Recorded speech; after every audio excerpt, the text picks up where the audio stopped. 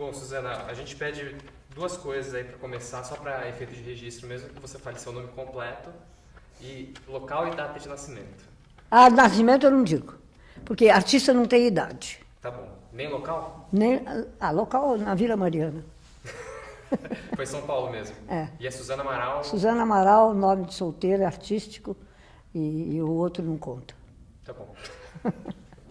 O outro oficial não conta. Tá bom.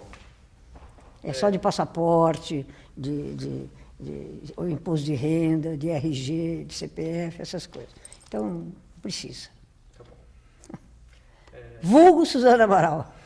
Bom, Suzana, eu vou te pedir uma coisa, então, para você começar a contar um pouco. Você falou que cresceu aqui. Você cresceu na Vila Mariana, é isso? Não, cresci não, nasci. Nasceu na Vila Mariana. Eu nunca morei muito tempo em algum lugar. Mas é besteira ficar falando dessas Não, coisas. é importante a gente falar um pouco do seu começo, como foi, onde você cresceu, como que era. Ai, não, que preguiça. Você acha que é importante? Eu acho que é importante, assim, em termos de memória, pra gente conhecer o personagem, né? Não, mas o meu personagem foi aparecer tão tarde depois. Então, mas a gente tem que saber como que começou, onde que foi, como que foi, até chegar. É muito bacana saber essa história. Você não viu, você não leu... Que saco, eu detesto essas coisas, entendeu? Olhar para trás para mim é um sacrifício, sabe? Não gosto de olhar para trás. Começa pela frente. Pela frente? Poxa, mas aí a gente vai começar do Hotel Atlântico e ir voltando? Sei lá, eu acho que de repente podia, né? É mais interessante começar... Você não gosta da cronologia? Não, eu não acho graça, entendeu? Porque vai chegar a hora e nós não vamos chegar no lugar onde você quer chegar. Porque a minha vida é muito longa, eu não tenho 10 anos nem 20 anos. Eu sei, mas então, justamente... Minha vida é muito... Ideia Então eu vou resumir bem. Nasci em São Paulo, fui criada em São Paulo. De São Paulo, eu não vou fazer o levantamento, nem eu não me lembro mais, não quero falar do passado. Vai gravando já. Está gravando? Então grava. Sabe que essa entrevistada aqui é meio... Então, eu não sei, pelo menos você podia falar um pouco de como, o que te levou a estudar cinema? Você que sabe, faz pergunta, mas faça a pergunta, fala do seu passado. Isso é muito vago. Se eu contar para você, fala do seu passado, você não sabe o que você vai dizer. Você nasceu e daí? Então, você foi estudar cinema com 36 anos, né? No final dos anos 60, na USP. Eu queria que você comentasse um pouco quais atividades que você se dedicava antes, se você tinha estudado alguma coisa. Olha, eu vou dizer um fato até engraçado. E logo depois que eu fiz A Hora da Estrela, que eu irrompi no cenário, entendeu? As pessoas acharam assim uma coisa, não digo maravilhosa, mas diferente, entendeu? Por quê? Porque uma pessoa com a idade que eu tinha naquela época, depois da Hora da Estrela, eu tenho há quase 50 anos, entendeu? E, de repente, eu faço um filme que ganha todos os prêmios de Brasília e vendendo para 25 países, e foi uma coisa assim bem interessante, era uma notícia, entendeu? Surgiu uma pessoa no cenário que ninguém esperava e que eu todo mundo pensava que de repente eu estava na minha cozinha, posta em sossego, de repente eu tive uma ideia brilhante, fiz um filme e ganhei todos os prêmios, nem que eu fosse gênio, nem que é milagre, né? Mas não foi assim, a coisa foi construída lentamente, entendeu? Eu tive uma infância confortável, tive uma infância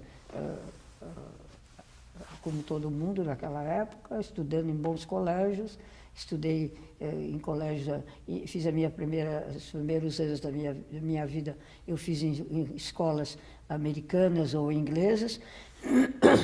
E, então, quando eu me formei, quando eu já estava com 17, 18 anos, eu falava perfeitamente inglês e já tinha feito alguns anos de faculdade de filosofia na seção de letras e depois encontrei o príncipe encantado, entre aspas, me casei e, Tive uma porção de filhos, estava posta em sossego, e quando de repente abriu a ECA aqui. Aí eu falei, opa, era isso que eu queria fazer, entendeu? Eu queria fazer cinema. Aí então eu entrei na ECA. Você já querer fazer cinema ou foi... Não, eu queria fazer cinema. Mas aí, quando abriu a ECA, eu falei, vou aprender. Aí eu fiz vestibular e entrei. Depois de 4 anos me formei, sem comentários, o que eu aprendi, e o que desaprendi, e o que eu não aprendi, entendeu? Mas eu sabia que eu não sabia, depois de formada. Mas você pode falar um pouco com quem você teve aula na época? Não carece. Não carece.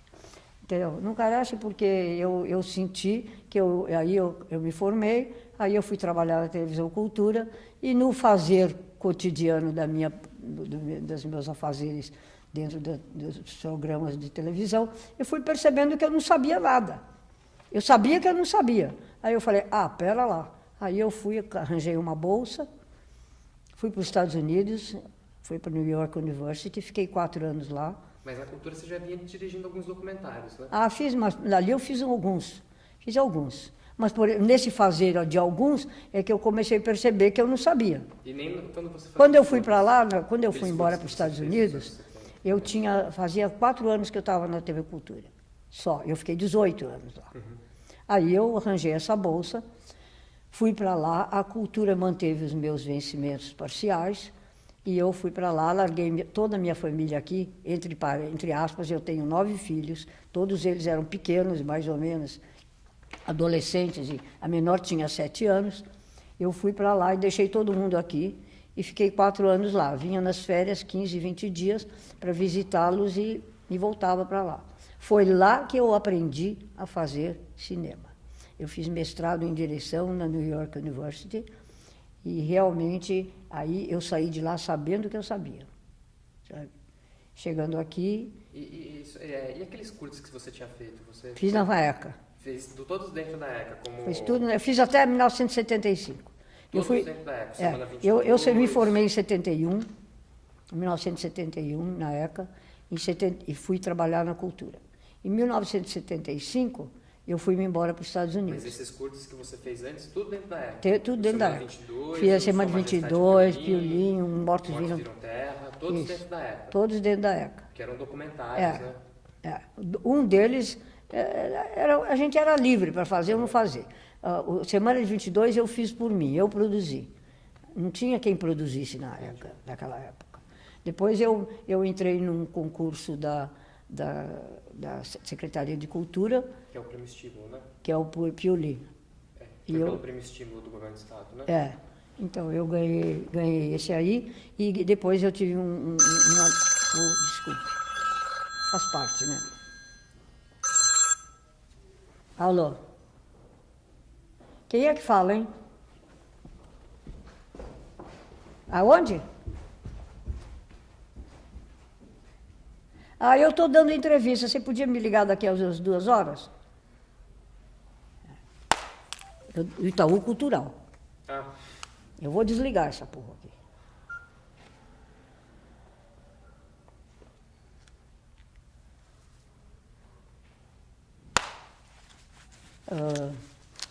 Devia ter desligado. Em 75, Você estava falando que você fez o Piolim pelo Prêmio do Governo do Estado, isso, né? E depois eu fui convidada para dirigir Os Mortos Viram Terra, que era a pesquisa de um amigo meu, Carlos Eugênio Marcondes de Moura. Ele tinha pesquisa e fez o roteiro junto comigo, e eu fiz esse curta também. E quando você começou a fazer cinema, você já pensava em fazer mais documentário ou você já queria fazer Não, ficção? eu ia fazendo, depois eu fui fazendo o que der, né? Eu entrei na Cultura como trabalhando no telejornal, né? E você entrou depois que você se formou? Não, 71, Eu me formei e logo depois eu entrei na Cultura. E fui trabalhar no jornalismo, e junto com o Herzog também estava lá, ele era meu chefe de redação, o Bordocan, o Faro, o Fernando Faro, era todo mundo da equipe ali da Televisão Cultura. Aí houve problemas políticos naquela época, e eu então quase fui mandada embora. Mas aí me passaram para a produção. E foi aí que eu comecei a fazer os documentários. E quando eu voltei, aí em 75 eu fui me embora, eu fui aceita na NYU, e aí eu fui embora para lá e fiquei os 4 anos lá. Você também fez um curso no Actors Studio? Eu fiz 1 ano lá, mas não era bom. Não? Não. Mas na NYU foi onde você realmente aprendeu? Foi lá na NYU que eu aprendi, porque na NYU são 4 anos, a gente tinha aula das 8 da manhã às 5 da tarde, sabe? Era intensivo mesmo. E com quem que você teve aula lá, você lembra? Não, não adianta falar os nomes, porque... Não, eu tive, no último ano, eu tive com o Nicholas Ray, sabe? Mas ele logo depois, enfim, depois que eu já estava aqui no Brasil, ele morreu. Até tem um filme feito pelo Wim Wenders chamado... como é que chama? Um filme para Nick. É um filme para Nick. Como é? Um documentário. É um filme para Nick, né? Então, É muito bom aquele filme, muito bom. Então, eu aprendi muito, não só com ele, mas com todos os professores lá. E você morou em Nova York por 4 anos? E aí lá você chegou a trabalhar ou só Não, trabalhar não. Eu tinha aula das 8 da manhã às 5 da tarde. Só cinema. Morava sozinha num negócio, tamanho daquele quartinho aqui que você ia botar gente lá, entendeu? Quase que eu morri lá. Entendeu? Era de lá que vem esse era 2 vezes aquele espacinho que você ia nos dar hoje. Então, você pode se imaginar como foi bom, né? Uhum. Bom, aí eu... Você podia comentar um pouco, você fez 3 curtas lá, né, de colégio. Eu fiz, mas até hoje ainda não estão em DVD nem nada. Está tudo lá nas prateleiras, porque fica muito caro para fazer. Mas tem coisa muito boa. Só para eu citar aqui para registro, é o A Pair of Shoes, Circularity e Views of My Father Weeping, né? E todos esses você fez dentro da universidade ou você fazia por conta própria? Não, dentro da universidade. Dentro da universidade, com produção deles, com apoio deles? Não, mas relativamente. Não, muitas coisas eu fiz sem apoio, mas algumas coisas eu fiz com apoio. Mas o apoio deles não era financeiro, não tinha apoio. E você fez esses filmes circularem? Não. Só foi exercício? Foi exercício mesmo, foi mostrado para eles, porque lá é assim, eles quando abrem para receber os alunos no primeiro ano, eles aceitam muitos alunos, 50 alunos, 40. Agora, do primeiro para o segundo ano, aí eles começam a podar, entendeu? Principalmente do primeiro para o segundo ano. Então, aí conforme que você vai fazendo, no segundo ano, já se entraram 50, não vão ser mais do que 20. Então, só os que têm talento, os que eles acham que têm condições para seguir, que eles deixam ficar. É uma política interessante, porque é muito caro o curso, então eles cobram bem caro no primeiro ano, e depois no segundo só segue que mesmo quem realmente eles acham que vale a pena. Não precisa nem expulsar, entendeu? Ou não aceitar. E nessa época você chegou a trabalhar em filmes de seus colegas também? Também, nós trabalhávamos. Eram uns grupos de 5, 6, e a gente trocava. Eu fazia fotografia, porque lá você aprende tudo. Você tem que fazer som, montar negativo, mixar, tudo, entendeu? E um faz do outro. É assim. Mas você sabia que você queria dirigir? Eu sabia que eu queria dirigir. Eu queria dirigir mesmo. Mas o curso lá é muito bom, entendeu? Eu acho que todo mundo que quer fazer cinema tem obrigação de sair do Brasil para aprender cinema. Aqui, todo mundo vai ser medíocre. Eu dou aula na FAAP, eu sempre digo para meus alunos, você quer? Vai embora. Mas por que, Suzana? Porque aqui não tem professor, cara. Não tem condições, não tem currículo, não tem nada. Sabe? Eu sei porque eu já andei, eu corri meio mundo já, eu vejo as outras escolas como são, eu sei como foi o meu estudo lá. Lá você aprende. Sabe? É mais intensivo também. Não, é sério, tem professores bons, entendeu? Não é a New York Film Academy, porque aquilo lá eu espero marido de cinema, entendeu? Aquilo ali é cursinho de verão, só para inglês ver, entendeu? Mas não é aquilo, não, é ir lá estudar de verdade. E tem outros lugares, não precisa ser só os Estados Unidos, não. Você pode estudar na Inglaterra, pode estudar na China, pode estudar na Polônia, tem lugares muito bons para se aprender cinema.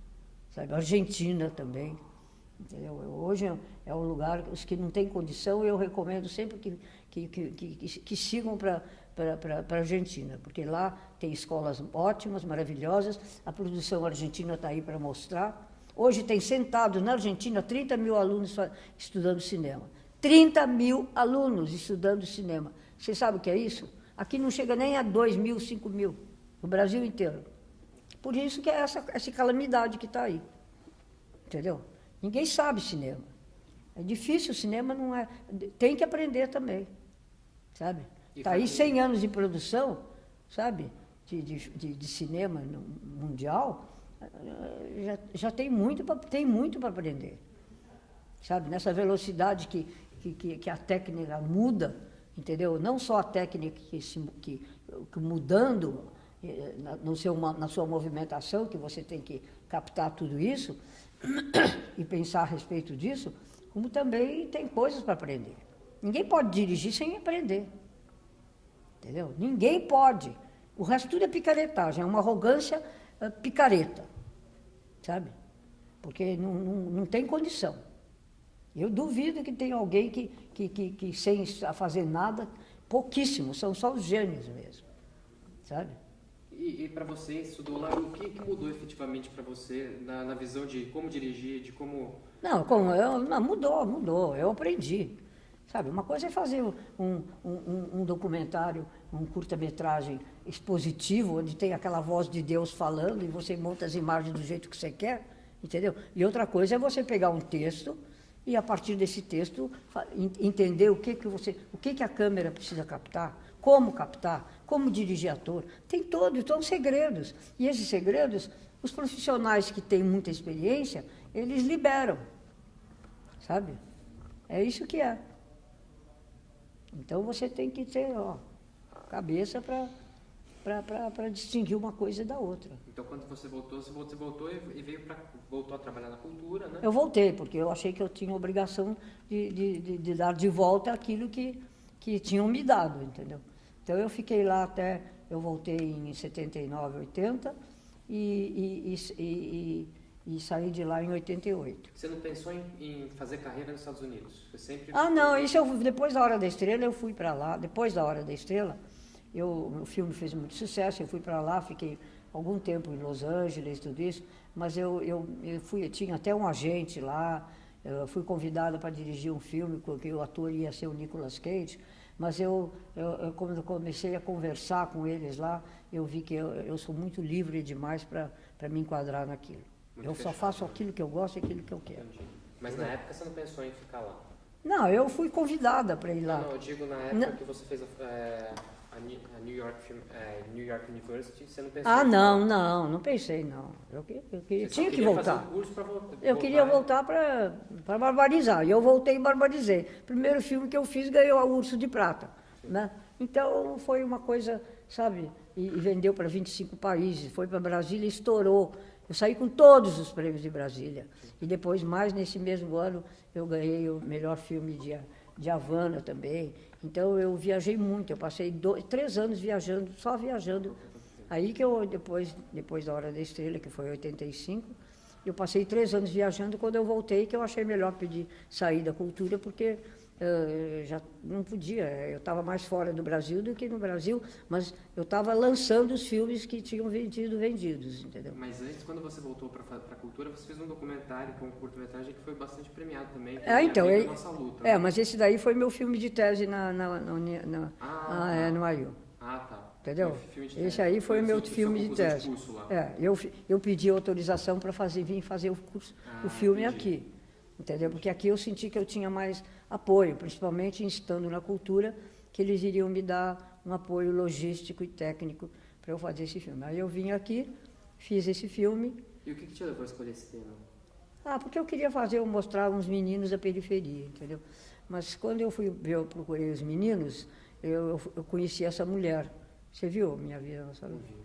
Eu conheci essa mulher, que era uma mulher de periferia, que mantinha um serviço de creche, que naquela época não existia creche. Então, esse filme foi a semente que fez nascer o movimento de creches em São Paulo, entendeu? de uma forma geral. O prefeito encampou essa coisa, as pessoas... o que ela fez, essa mulher? Eu dei um projetor para ela, 16 e uma cópia, e ela então ia, com esse projetor, com essa cópia, ela ia em todos os prédios, em grande número de prédios aqui de São Paulo, e passava esse filme. E com isso ela movimentava, o filme era tão bom, movimentava muito as pessoas e a vontade de cooperar com aquele grupo de pessoas da periferia, entendeu? Então, foi ela. E depois eu fiz um outro, num dos programas, chamado Minha Vida, Nossa Luta, 10 anos depois. Então, esse daí mostra em 10 anos como eles se modificaram, como cresceram e como fez bem para eles o fato de eu ter feito esse filme. Eu nunca achava que cinema podia ser metralhadora, entendeu? Mas aí eu percebi que quando o filme é bom e é bem feito e bem distribuído, ele pode levantar dinheiro e modificar o ambiente em que as pessoas estão inseridas, entendeu? Entendi.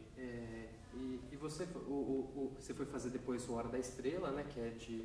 A produção entrou, acho que em 84 que você começou a produção, né? Filmei em 85. Antes disso, você chegou a tentar trabalhar em cinema em São Paulo, ou você só ficou... Não, eu só fiquei... Não. Você tentou, por exemplo, ir fazer filme na Boca do Lixo? Não. Não te interessava? Não, porque entre que eu acabei a faculdade, não, foi depois que eu fui viajar muito. Eu fui viajar depois depois de 85. Depois da Hora da Estrela. Depois da Hora da Estrela. Até então, você não pensou em trabalhar na Boca do Lixo? Não te interessava? Não me interessava. Não, eu escrevia muito, escrevi vários roteiros, escrevi O Mar Morto, do Jorge Amado, escrevia bastante, escrevia roteiro bastante, mas não estava pensando. E conseguir apoio da Embrafilme na época era difícil? Sempre foi, né? Qualquer apoio para fazer filme é difícil. Mas na época, e você acha que, por exemplo, por ser paulista, você teve mais dificuldade de conseguir? Porque a pessoa de São Paulo reclama muito que sempre conversa mole, é sempre para justificar alguma coisa, entendeu? Tá. Mas não tem, é difícil do mesmo jeito. Entendeu? Então eu fiz o roteiro, mandei para lá. Você tentou fazer alguma coisa antes da Hora da Estrela ou não? De longa? Não. A Hora da Estrela era o seu primeiro projeto para longa? Foi o meu primeiro projeto para longa. E você você que apresentou o projeto para a Assunção Hernandes, da Raiz? Eu que apresentei. Eu apresentei e aí ela disse, vamos nessa. Entendeu? E aí fomos. Tinha pouco dinheiro, nós fizemos um filme com $100 mil. $100 mil. E era toda a verba da Embrafilme? Não. Era tudo da Embrafilme. Agora nem me lembro quanto custou no final tudo. Mas é mais ou menos isso. A Assunção é mesmo isso. O filme ficou em 100 e poucos mil dólares, sabe? Era muito barato. Nós não tínhamos, para fazer o som, nós não podíamos usar som direto, porque a câmera que nós tínhamos era muito barulhenta, entendeu? Então ela fazia barulho e não dava para fazer som direto. Então o filme foi dublado, A Hora da Estrela foi totalmente dublado. Boa parte dos filmes até nessa época ainda eram dublados? Não, tinha muito... não, mas já tinha bastante gente fazendo som direto. Mas a gente não tinha condição, porque a câmera, o aluguel da câmera era muito mais caro, não dava para fazer. Entendeu? Então tinha que ser som... E o que te levou a adaptar A Hora da Estrela? Você gostava muito da história? Não, é porque quando eu estava no último ano lá na NYU, eu comecei a procurar, ler literatura brasileira para ver o que eu podia fazer, entendeu? Aí eu li A Hora da Estrela e eu percebi que, como a gente quando sai do Brasil, fora do Brasil, você descobre o Brasil, eu descobri o Brasil estando lá. E descobri que, lendo A Hora da Estrela, que a Macabéia era o Brasil, entendeu? A Macabéia era realmente uma metáfora do Brasil, sabe, naquela época. Então, aquilo era Brasil. Por que naquela época? Porque era a época que estava, a época da repressão, né? Foi na época da repressão. Naquela época. Naquela época você diz anos 80? Não era 80, não, 70, né? O livro é dos anos... 60, 70, né? Porque eu saí daqui em 75, já tinha acabado. A Revolução foi em 64. Mas ainda os anos eram pesados ainda. Sim, durou até... Durou até mais de 75, né? Então... Você chegou a conhecer a Clarice Lispector ou não? Não. Eu tinha lido ela quando eu era mais jovem, eu li, mas eu nunca a vi pessoalmente.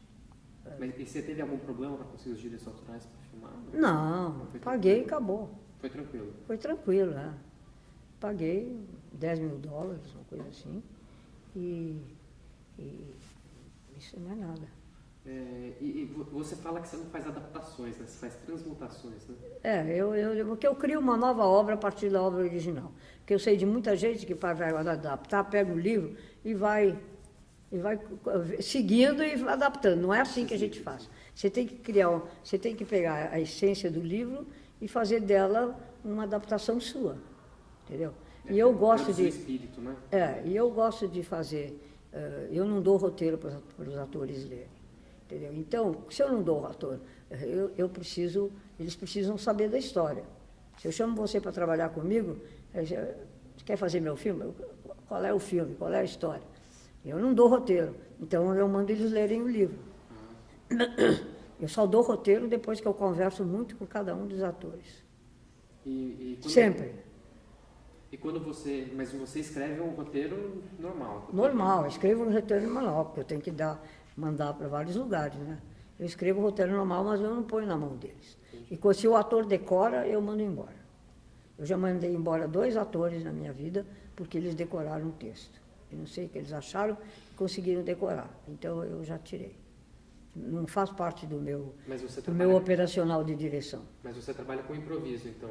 Não, eu depois, de certo momento, depois que eu consigo rever o roteiro inteirinho junto com eles, explicando o que é, por quê, para quê, qual é o ponto de vista, o que está por trás do subtexto. Depois que eu sinto que eles estão maduros, aí eu dou o roteiro para eles. Mas aí eles são livres para criar. Eles podem improvisar do jeito que eles querem. Às vezes até eu me assusto quando eu estou filmando, de repente eles fazem de um jeito que era aquilo que eu queria, sem eu dizer que eu queria. É mais ou menos quando você, por exemplo, tive filhos adolescentes. Então, eu sempre procurei educar meus filhos de maneira que eles fizessem aquilo que eu queria, sem eles perceberem que eles estavam fazendo aquilo que eu queria. Então, com os atores eu faço a mesma coisa. Eu manipulo a cabeça deles de tal forma, converso, manipulo em relação à história, entendeu? De maneira que eles entendam perfeitamente bem o que está acontecendo, por que está acontecendo, para que está acontecendo. A partir desse momento, entendeu? Você já pode dar o roteiro, porque eles já entenderam. E eles já incorporaram toda o personagem dentro deles de uma maneira suficiente que dá para eles até criarem palavras, criarem ações, porque eles já entenderam. E Suzana, como que foi esse processo de você escrever um roteiro a partir da obra da Clarice? Você teve alguma dificuldade ou foi uma coisa que fluiu? Não, eu fiz o primeiro assim. Eu tentei. Mas aí eu falei, não estou com muito saco. Aí eu chamei um roteirista argentino que estava por aí para ele fazer. Ele escreveu o roteiro. Mas quando ele me deu o roteiro para ler, a gente foi vendo, eu falei, não é nada disso. Aí eu falei, vou fazer outro. Aí que eu fui começar, eu escrevi o roteiro, na verdade. Nós 2 assinamos no livro, no filme, porque não queria criar polêmicas e não queria deixar de pagar ele. Mas na verdade, o roteiro que foi feito, do qual o filme foi pautado, foi feito, não tem muito ou não tem nada a ver com aquele que ele escreveu, entendeu? Mas está lá o nome dele, entendeu? Mas nem ele reconheceu o filme. Ele disse, mas o que você fez? Eu falei, eu mudei, eu transmutei. Mas quando você faz essa transmutação, você lê o livro e aí... Eu leio o livro e jogo pela janela. E aí depois você... Não, eu leio o livro e depois jogo o livro pela janela, para fazer aquilo que eu acho que devo fazer. E aí você vai escrevendo... Aí eu vou fazendo, no método que eu uso para fazer até hoje. E eu queria... Tanto é que todos os meus filmes são feitos, tirados de literatura. Sim. Agora, esse último também vai ser. Eu ainda vou fazer essa pergunta bem no finalzinho para a gente fechar. Mas eu não vou falar muito desse aqui, não. Não, tudo bem. Suzana, eu queria que você comentasse também um pouco o final da Hora da Estrela, que ele é um final diferente, né, do livro. Do livro, Não, mais ou menos é igual. Ela morre. Ela morre, mas depois no filme mostra ela correndo, né? Ela sai correndo toda maquiada, muito bonita, sai correndo em direção ao gringo, né? Eu queria que você falasse por que você fez essa cena. Porque eu quis. São inexplicáveis essas. Não tem razão lógica. É razão que eu. Mas você quis passar alguma coisa? Não, eu queria que ela morresse mesmo, que sei lá, que voltasse, entendeu? Porque para mim, eu tenho uma perspectiva da morte diferente as pessoas acham que acaba. Para mim não acaba, entendeu? Eu sou budista, entendeu? Para mim você continua. É uma passagem. Então aquilo ali é a continuação do filme, entendeu? Entendi. Sabe, ela foi lá na mulher, a mulher disse que ela ia ver o príncipe, mas o príncipe não tinha acontecido, o filme tinha acabado, entendeu? O filme acabava e não aparecia o príncipe, ela não casava com o príncipe. Então foi para outra vida. Entendi. Entendeu?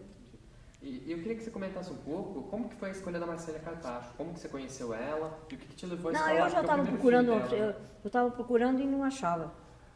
Um dia eu fui ver esse grupo que chegou da Paraíba, na hora que ela entrou, eu vi que era ela. Pelo visual mesmo? Não, pelo jeito dela interpretar, entendeu? Eu tenho um segredo que eu não vou revelar. Como é que eu conheço que o ator é bom? Porque você pode pegar todos os meus filmes, todos os atores estão bem.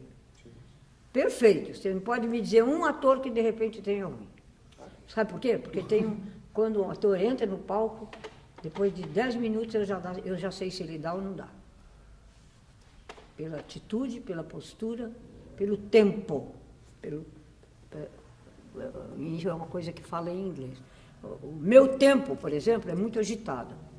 Né? Eu sou muito agitada. Então, eu tenho um tempo agitadíssimo. Agora, na hora que entro no palco, eu não me contrataria nunca para ser atriz. Porque eu tenho tudo aquilo que não pode ter um ator. É fazer uma coisa correndo atrás da outra. Não, ator, entre um pensamento. Porque você é movido, a sua ação é movida pelo seu pensamento. Agora, se você vai mover o seu pensamento, não move na mesma velocidade que eu falo ou que eu me movo. Demora, não é isso? Então, se o ator é frenético, não dá para cinema. Não dá. Você pode fazer o que quiser com ele, porque ele nunca vai ser bom ator. Mas só para cinema? Só para cinema. Porque a câmera capta diferente. O segredo da câmera é a captação. Por isso que diz assim, é fotogênico, não é fotogênico. A câmera é mágica, sabe?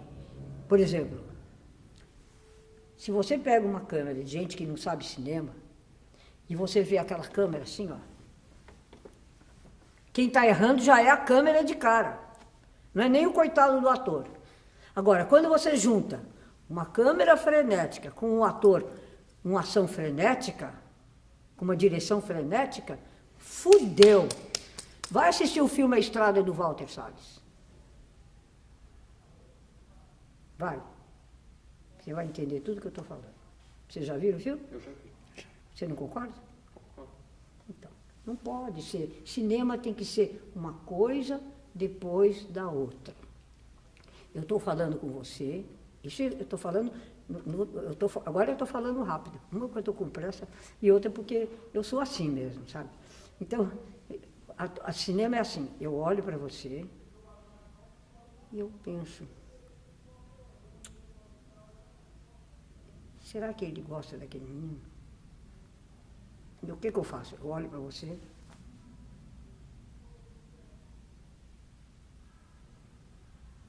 Entendeu?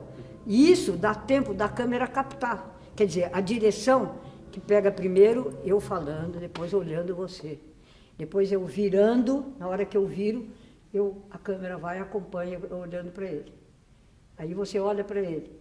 E quando você olha para ele, o seu olhar carrega, olha para ele. Aí o seu olhar carrega a câmera, uma razão para a câmera vir aqui. Então, é uma vamos dizer, é uma dança a dois em que o texto, o subtexto das coisas e a câmera, eles vão de mão dada, entendeu? É uma coisa, a câmera tem que falar, a câmera fala. Agora, o diretor, ele precisa estudar bem o roteiro, saber por quê, para quê, entendeu? Saber analisar totalmente o roteiro, analisar o personagem, para entender o que está acontecendo nesse momento, entendeu? Então, aí você dirige e decupa de acordo com tudo isso que está acontecendo. Então, é um processo que é uma coisa depois da outra, sabe? Nunca vocês podem querer fazer as coisas... É péssimo para o cinema. Atores que andam muito depressa, que falam rápido, não funciona. Em profundidade, para você, a câmera ter tempo para captar, o ator tem que ser naturalmente uma coisa depois da outra. E você chega a falar essas coisas com os atores? Ou é só uma coisa não, que você porque isso tem que ser nato. Não adianta eu falar, porque se eu falar, ele não vai fazer. Aí vai ficar pior ainda, porque aí ele vai se segurar. Vai segurar, não adianta. Eu já escolho, tem atores que dizem, ele é ótimo, por exemplo, o Nanini. Aí eu não posso falar essas coisas, você não vai divulgar isso, não. Não, ele vai ficar aqui no aqui, por exemplo, o Nanini, um desses atores, ele é muito agitado, entendeu? Você já viu como ele é, né? Vamos dizer, é teatral. Ele não dá para fazer filme com ele. Você já tentou? Hã? Você já tentou? Não, nem tento, porque eu sei que isso é uma coisa inata da pessoa. Se alguém quiser dizer para mim, dizer para eu ser mais devagar, vai ser um desastre, entendeu? Eu não sei ser devagar. Eu não sei ser, por exemplo, você dizer, senta nessa cadeira.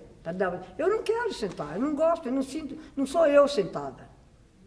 Eu sou eu assim, de pé, deitada no chão, qualquer outra coisa que seja mais de acordo com a minha personagem, entendeu? Então, eu não posso, tem certas coisas que you have to take this for granted, entendeu? Você tem que aceitar isso.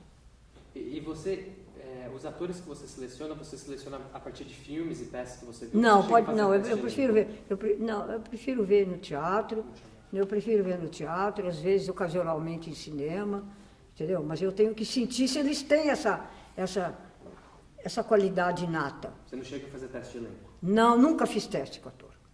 Nunca fiz teste. Fiz uma vez com a Assunção, você queria uma teste com a Marcela. Eu falei, faz vocês aí, eu não quero nem fazer, eu não faço teste. Eu não faço teste. Para você já era Marcela. Hã? Para você já era Marcela. Para mim já era Marcela, entendeu? O resto, a responsabilidade é minha. Eu que consigo que ela fosse a Macabeia. Por quê? Pelas conversas que eu tenho com ela. Pelo menos, eu converso com os atores, cada um, durante os 3 meses antes. E você vai conversando no Vou conversando cena a cena, mando eles lerem o livro, depois eu vou cena a cena. Com todos os personagens. Com todos os personagens. Menores. Mesmo os personagens menores. Desde que eles realmente sejam importantes. Então, agora, se é ator que vai passar, por isso que vai passar ou que tem pouca importância, não. Mas eu converso com todos. Converso muito, é como se fosse uma psicoterapia. Sabe? Mas uma psicoterapia no personagem que eu faço, não na pessoa. Você busca deles um método de atuação? Não, é só entender. O método de atuação é eles entenderem o que está acontecendo, o que está por trás das palavras, entendeu? É isso que é. E os outros atores do elenco, o elenco coadjuvante principal aí, que é o José Dumont, a Tamara Tax. Também, é a mesma coisa. E a Montenegro, você faz esse mesmo processo? É o mesmo processo com todos eles. Com todos eles. A única que eu não trabalhei muito, porque eu queria que fosse diferente, que fosse, entre aspas, ruim, foi a Fernanda Montenegro, porque eu queria que ela fosse teatral, que ela fosse... ela era bruxa, entendeu? Então ela podia ser o que ela era, sabe? Pintei ela bem pintada, eu não uso maquiagem. E quando você fez o roteiro, você já pensava nesses atores para esse personagem, já que eram atores mais famosos? Não, a gente vai arranjando. Vai no processo. Vai no processo. Porque é assim, você não pode pensar enquanto você não vê cada um deles, enquanto você não conversa com cada um deles. Então é uma coisa, é sempre assim, uma coisa depois da outra. Primeiro eu tenho que ver qual é o principal. Porque eu escolhi a Marcélia, eu preciso arranjar um olímpico que caiba com ela. Então, depois da Marcélia, eu vou procurar o olímpico. Aí eu já tenho o casal. Agora eu tenho que pensar que eu tenho que arranjar uma amiga para ela. E essa amiga, eventualmente, aí eu vou procurar a amiga. É sempre uma coisa depois da outra. Você não pode fazer tudo ao mesmo tempo. E nem pode delegar para outras. Só eu. Só você. Só eu. Eu sou, assim, muito... não é possessiva, mas eu acho que eu confio, entendeu? Eu confio, porque só eu não vou... Essa conversa que eu estou tendo com você, eu não posso ter com toda a equipe, porque senão eu vou ficar louca, né? Sim, claro. Então, eu não posso estar dando muita explicação. Mas eu sei, é esse, pois é. Meu assistente, mais ou menos, eu falo para ele, olha, eu primeiro quero conversar com o fulano, vamos ver falar, primeiro escolhe essa, depois vamos escolher esse. E assim vai. Aí eu vou dizendo, agora podemos ir, por exemplo, para a amiga da Macabéia. Vamos ver quem é que vai. E equipe técnica, é você também que escolhe? Tudo. Tudo. E como que se dá eu escolho na base de conversa, entendeu? Conversa também, porque, por exemplo, entre eu e o fotógrafo, entre eu e o cenógrafo, tem que rolar uma química, sabe? Não pode ser qualquer um, pode ser ótimo, mas se não bate, não cola. E para a Hora da Estrela, a mesma como coisa. Você deu essa escolha? Você já conhecia o pessoal da Não, eu fui conversando. Fui conversando. Eu conversei com um, depois eu conversei com um, não vou dizer quem foi, achei que... é feito namorado, entendeu? Você diz assim, não, acho que não vai dar. Não sei porquê, mas não dá. Entendeu? Eu estou muito intuitiva, sabe? Eu sei se o cara é bom, não é bom. Eu converso com você meia hora, eu já sei tudo de você. Entendeu? Eu tenho uma intuição muito grande. Então eu digo, esse aqui acho que dá. Aí eu insisto. Se no decorrer dessas conversas eu começo a perceber que não é, aí então eu dou um jeito de afastar. Mas como você por exemplo, até fotógrafo também. Tem fotógrafo que ele só se revela da metade para o fim. Aí você jura que nunca mais você quer ver aquele cara. Entendi. Mas tudo bem, você tem que engolir ele. Entendeu? Entendi. Me pergunta qual foi das vezes. Entendeu? Mas eu sou muito intuitiva e eu só gosto de trabalhar com gente que eu sinto que dá para trocar, entendeu? Mas essas pessoas você foi conhecendo ao longo do seu conhecimento, do seu... Não, às vezes eu não conheço. Eu digo assim, olha, tem fulano de tal. Por indicação? Por indicação, por coisa, eu quero conhecer, eu quero conversar. Ninguém pode... Eu recebo às vezes 5, 6, 7, 8 currículos por dia lá em casa. Não adianta eu mandar currículo, porque, pelo menos para mim, porque eu preciso ver a pessoa, sabe? Porque você tem que sentir. Às vezes, de repente, você não sabe nada mais do que a fotografia disso aí, mas, de repente, eu sinto uma química, um interesse que eu sinto pelo olhar, pelo jeito, pelas perguntas que faz. Por isso eu preciso ter um entrevero pessoal. Entendi. Aí eu digo assim, tá bom, agora eu vou olhar seu currículo. Porque o currículo, ó, pouco importa. A Marcélia, ela tinha feito algum filme? Não. Ela é famosa? Não. Eu contei só com a química entre eu e ela. A química deu certo. E eu falei, dessa eu dou conta. Entendeu? Por isso eu não tenho medo de pegar a gente, não preciso fazer teste para a pessoa, ver se a pessoa é boa ou ruim. Sabe? E nem para a equipe técnica? Nem para a equipe técnica eu sei, a gente procura saber. Ele é bom fotógrafo, ele não é bom, ele se ilumina bem. Muitas vezes poucas vezes eu erro. Se alguém diz assim, ele fuma maconha no fim do dia, ou ele bebe, ou eu digo, então nem traga aqui porque eu vou sacar isso rapidinho. Entendeu? Então eu já não quero. Mas claro, um pouco de informação eu tenho que ter, entendeu? Na equipe técnica. Sabe?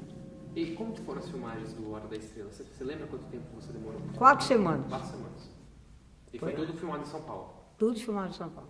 Parque da Luz, né? Tudo. Foi tudo em São Paulo.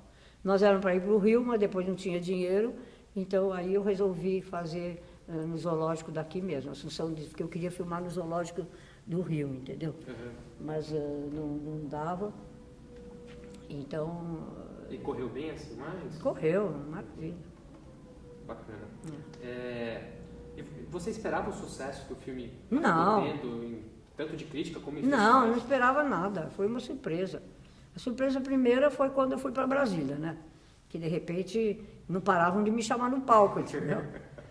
Prêmio disso, prêmio de melhor ator, melhor atriz, melhor música, melhor som, melhor de montagem, melhor direção de arte, melhor isso, tudo. Foi um atrás do outro. Eu chegava lá em cima, tinha que descer outra vez. Até cansou, né? Hã? Até cansou, né? De tudo subir. Cansei de subir. Aí quando chegou na última vez, eu sentei ali e fiquei esperando.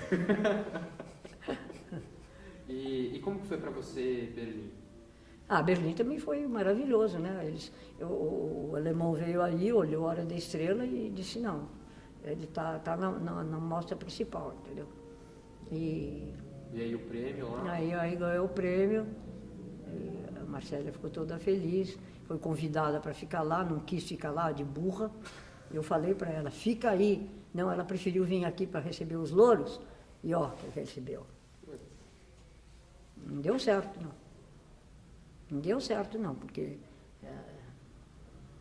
essas coisas. Escolhas, né? Eu falei para ela, cada vez que você receber um roteiro, você dá para eu ler. E não vai com qualquer um, não. Entendeu? Mas ela, inexperiente, estava louca para... E acabou, agora está lá na Paraíba, voltou lá. E você acha que esses festivais e toda a formação da crítica dos festivais ajudou o filme em termos de público, de bilheteria? Ajudou, naquela época ajudou. Não é claro que era um filme que quando eu acabei eu dizia assim, que vai gostar desse filme, né? Não tem, naquela época mulher pelada era importante, né? Não tem mulher pelada, não tem sexo, só tem gente feia, entendeu? Como é que vai dar? Vai dar? Era um tempo que as produções eram ricas, né? Tudo isso. Então, sabe? Então, foi uma surpresa mesmo. Mas foi bem de público? Mas foi bem. Não foi assim. Não foi como é que chama esse último aí do Tropa de Elite? Desse último aí do Wagner Moura, como é? Tropa de Elite. Tropa de Elite. Não foi assim um Tropa de Elite, entendeu? Mas foi, porque era um filme difícil. Você lembra quanto de público fez? Não me lembro. Ficou bastante tempo em cartaz. Sabe? Então, quando você, só para entender uma coisa... Isso não me interessa muito, sabe? O que eu quero é fazer aquilo que eu gosto e que eu quero. Mas quando você faz filme, você tem uma pretensão de dialogar com o público? Não. Não. Eu tenho a pretensão de fazer aquilo que eu gosto e que eu quero. Seriam filmes que você gostaria de ver, né? É isso? Não, eu não me vendo barato. Não, eu não... Prefiro não fazer. Entendi. Entendeu? Entendi. Porque se eu não tenho paixão, a gente vai fazer cinema, a gente precisa de duas coisas. Precisa ter foco e paixão. Entendeu? Foco, o que é? Foco é você saber o que você gosta, o que você quer, por que você está fazendo, é o foco naquilo. E paixão, você precisa ter tesão por aquilo que você está fazendo. Se você não tem tesão, desiste. Agora, vou ter tesão por um filme que eu não gosto, que eu quero, só estou fazendo por dinheiro não. Prefiro não fazer. Não paga, não tem dinheiro que pague o tempo que a gente fica ali de pé. Eu sou muito agitado, eu fico de pé desde 5 horas da manhã até 10 horas da noite, todo dia, o tempo de filmagem todo. E quando você... Graças a Deus eu tenho uma saúde de ferro, entendeu? Senão eu já estava mortinha. Depois que você fez A Hora da Estrela, você recebeu muitos convites para fazer filmes assim? Eu recebi muitos convites. Então, recebi muitos lá dos Estados Unidos. Cheguei a ter pilha desse tamanho de roteiro que mandavam para mim aqui. Mas eu não gostava de nenhum. O que eu vou fazer? Nem queria conversar. Só teve um que me entusiasmou, um chamava O Beijo do Vampiro, The Vampire Kiss, que eu já tinha um agente lá, que quando eles viram meu filme lá em Havana, como é o nome dele? É um ator americano que estava lá, me apresentou para uma agência americana. Esse é o que ia ter o Nicolas Cage? Esse é o que ia ter o Nicolas Cage que você falou agora há pouco? É o quê? E é o que ia ter o Nicolas Cage? Então, me apresentou para essa agência, e essa agência então começou a me mandar roteiros, entendeu? Eles queriam que eu fizesse. E eles queriam que eu fizesse esse Vampire Kiss. Aí eu fui para lá, fiquei 5, 6 meses lá. Foi na mesma ocasião, porque o filme foi representando o Brasil no Oscar, né? E entrou em 6º lugar, e escolheram 5. Mas tudo bem, não tem problema. E aí eu fui para lá, fiquei 6 meses lá. E o filme... mas eu não estava me acomodando com o pessoal, o jeito lá deles, entendeu? Porque eu via aquele filme, eu tinha um ponto de vista que eu via aquele filme que, para mim, o vampiro era a cidade de Nova York, entendeu? Mas eles não, eles quando falavam comigo, eles queriam um vampirinho mesmo, que mordia, sabe? E eu falei, não vou ficar ficar aqui em Nova York sozinha, fazendo um filme aqui nessa cidade, sabe? Para fazer filme de vampiro. Então eu falei, fiquei firme no meu ponto de vista, entendeu? E aí eles disseram que não. E aí eles chamaram outro diretor e fizeram um filme que tem até nas locadoras, aí, chama The Vampire Kiss. Mas é filme de vampirinho, entendeu? Agora, eu fazer filme de vampiro, não carece. E você acha que A Hora da Estrela acabou te ajudando de alguma forma a não sua sei. carreira? Não, ajudando em termos, entendeu? Porque entre um filme e o outro levaram 10 anos, sabe? Foram 10 anos, porque, sabe, eu também tive muito chamado fora do Brasil.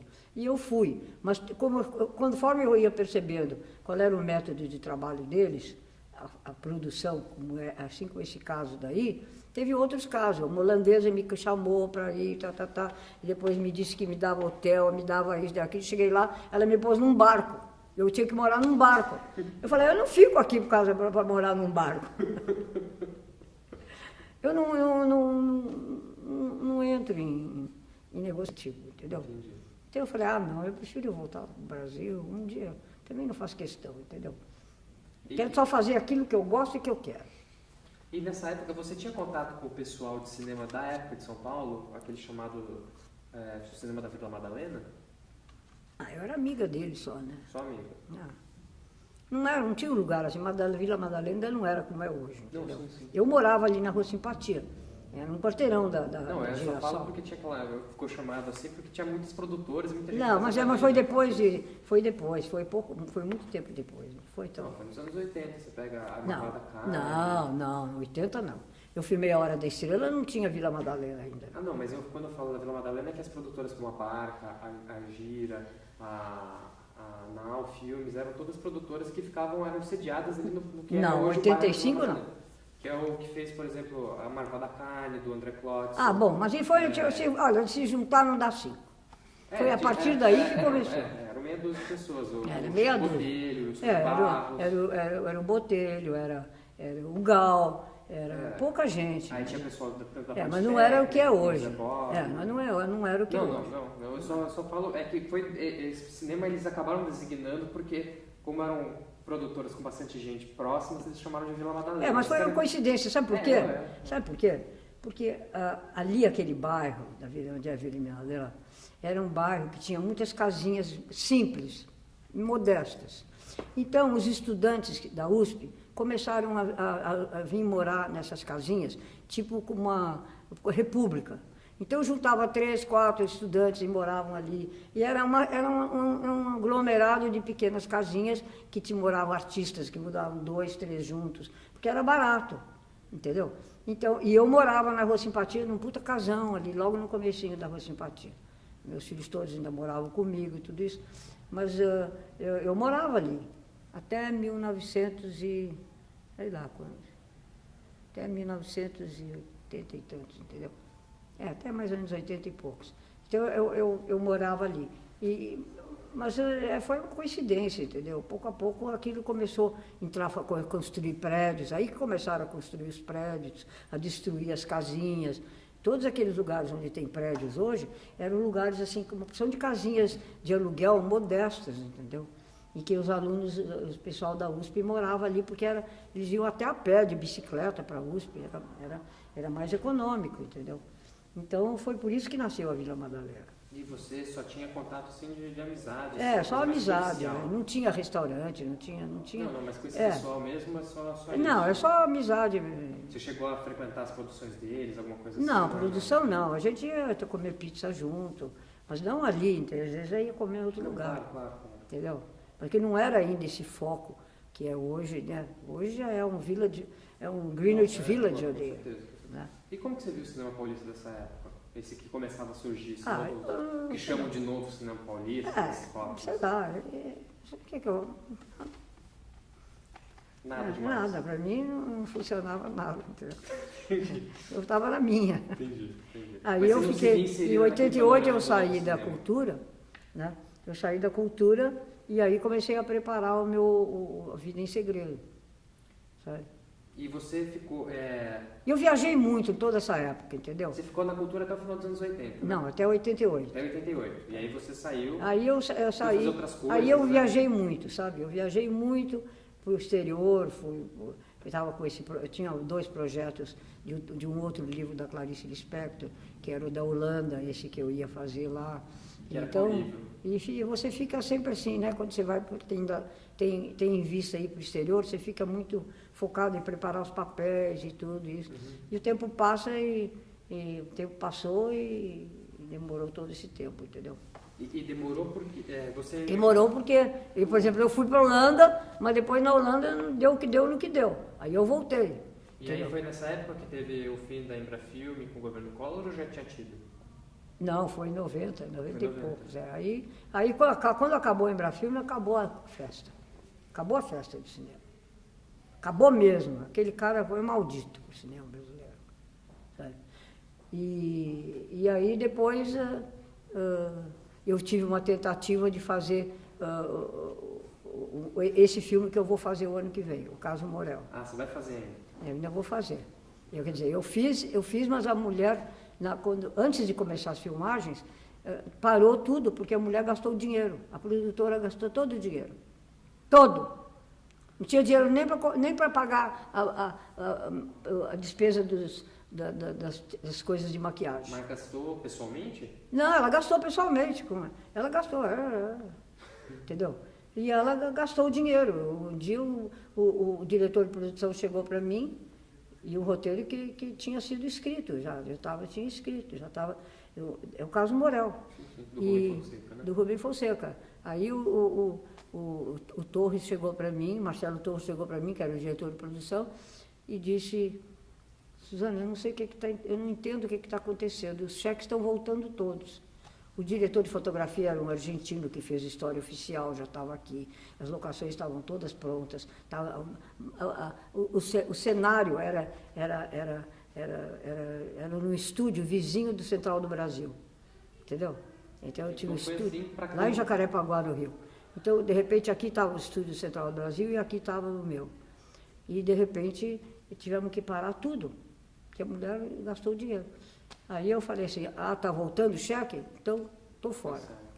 Eu não entro em barca furada. Aí eu abandonei mesmo. E ela foi tão sem vergonha que ela, em cima do meu nome, ela continuou captando, depois disso tudo, de um ano depois, ela continuou captando para ver se ela acabava. Ela acabou o filme. Mas esse filme chegou Mas não foi nada, é um lixo. Mas ele chegou a ser finalizado, lançado? Não sei, eu não sei. Sabe, o Rubens caçou esse negócio, caçou, ela não pode ser, se ela acabou ou não acabou, ninguém sabe, mas ele proibiu ela de usar o nome dele ou de usar o nome do Morel. E foi bem assim, na véspera de começar a filmar? Não, foi uma semana antes.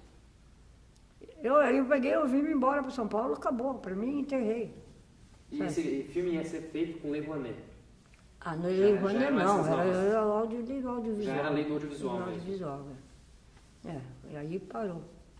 Porque até então, com o governo Collor, você tinha tentado fazer cinema não. No começo dos anos 90? Não, foi muito atrapalhado essa época. Muitos amigos meus foram presos, então foi uma época muito triste. E você foi fazer o que nesse começo dos anos 90? Eu estava preparando o Caso Morel. Preparando, só estava trabalhando no roteiro. É. E esse roteiro é o mesmo que você vai filmar agora? Não, a gente modificou já. Mudou. Modificou alguma coisa. Entendi. Entendeu? E aí você foi trabalhar numa Vida em Segredo do né? Você já tinha feito, você foi adaptar o roteiro depois desse fracasso aí com o Caso Morel? Ou você já estava... Não, eu já tinha os direitos autorais e tal, tudo isso, mas não foi para adiante. Ah, não, sim. Mas Uma Vida em Segredo, você escreveu, depois do caso Morel, depois dessa tentativa do caso Morel. Agora eu não me lembro. Não lembro? Não, acho que foi.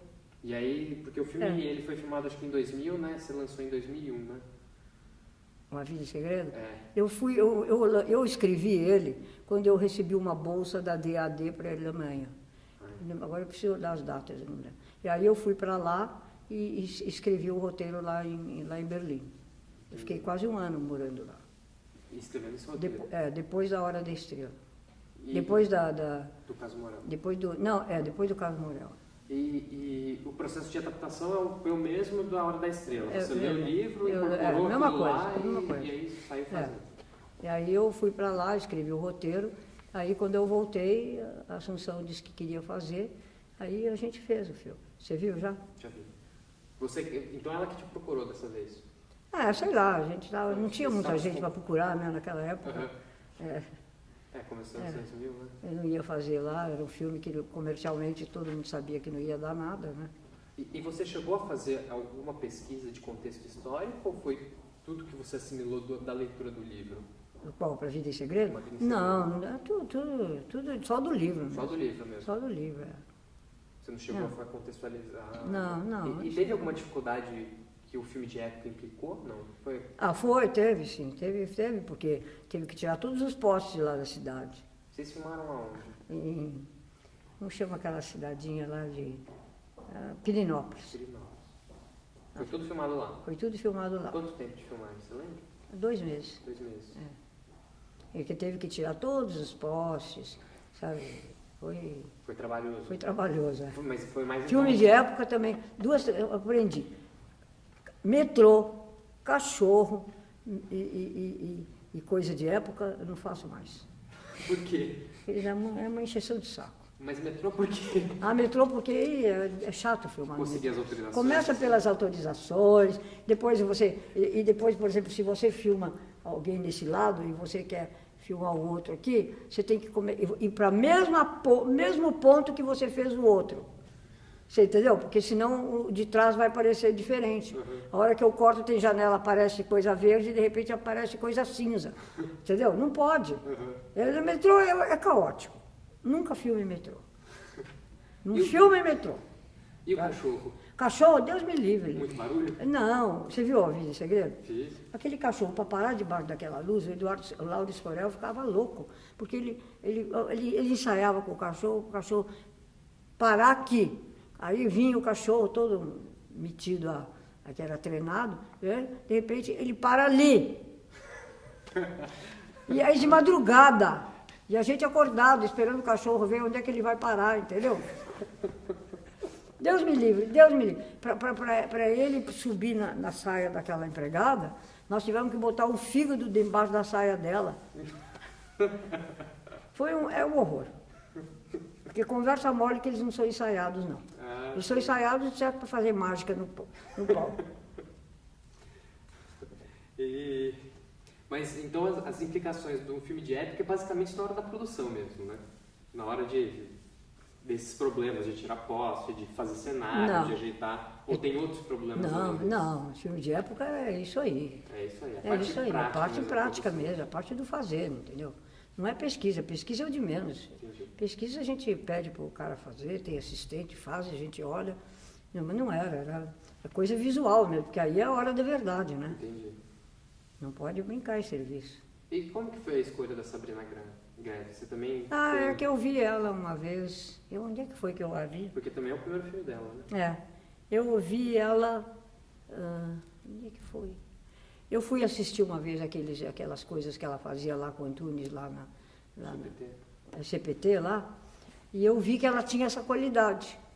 Eu via que ela era loira, era uma pessoa assim, muito fina, mas eu falei, não tem importância, pelo menos ela tem essa coisa que eu preciso. Entendi. E aí eu chamei ela. Ela está bem.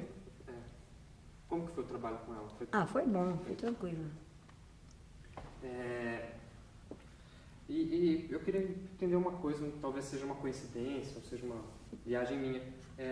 Mas tanto na Hora da Estrela quanto em Uma Vida em Segredo, a protagonista é uma mulher jovem que está completamente deslocada no seu cotidiano e que acaba num final meio trágico, né?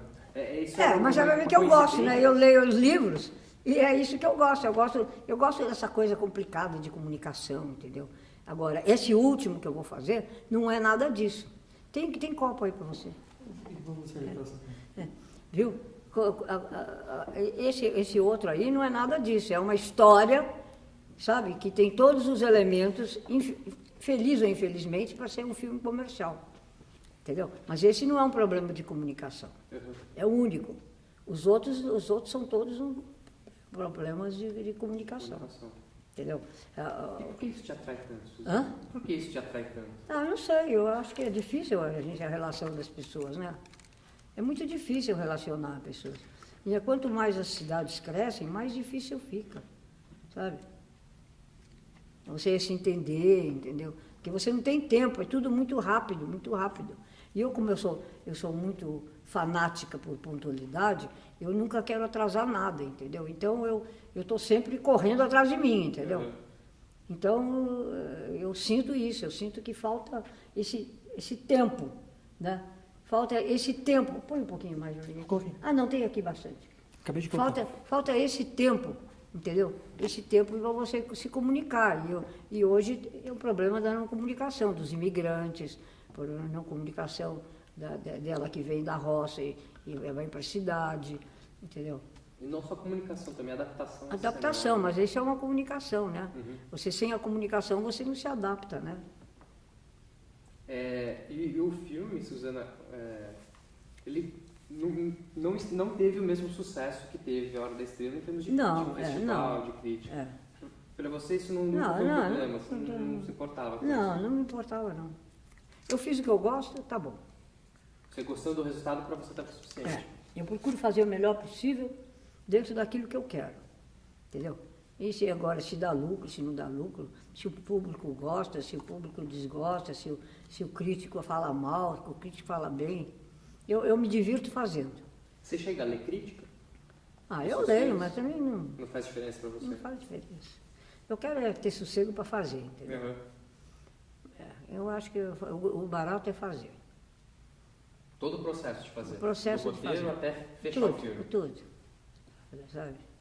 Eu gosto da montagem, eu que monto junto com a ideia, entendeu? Eu monto o filme. E aí depois... Não faz um corte que eu não aprove. Não. Esse negócio, eu tenho um aluno lá que entrega o filme dele pro colega dele, vai embora e depois vem e quer ver o filme pronto. Pode uma coisa dessa? Não existe isso. Vocês fazem cinema? Você faz cinema? Não pode, você tem que montar. Você tem a criança, mas depois você não pega a criança e dá para uma outra mãe dar uma madeira ou botar no peito. Você tem que estar ali, ó. O tempo todo? O tempo todo. Você monta do lado da onda? Do lado. Estou lá todo o tempo. Você não dá nenhum... Não dou folga. Não dou liberdade, não. Liberdade é comigo ali. Entendi. Entendeu? Pode fazer. E às vezes eu pergunto, o que você acha? Faz assim ou faz assado? Ela diz, se fosse você fazia desse, então faça. Se eu gostei. Se eu disse, não, eu acho que nem... Aí eu nem pergunto. Entendi. Como é que ela faz, entendeu? E depois... Eu já faço. E aí depois você vai fazer o Hotel Atlântico, né? Que foram aí mais ou menos 8 anos. 4 anos só para captar. 4 anos só para captar. Foi 4 anos só para captar.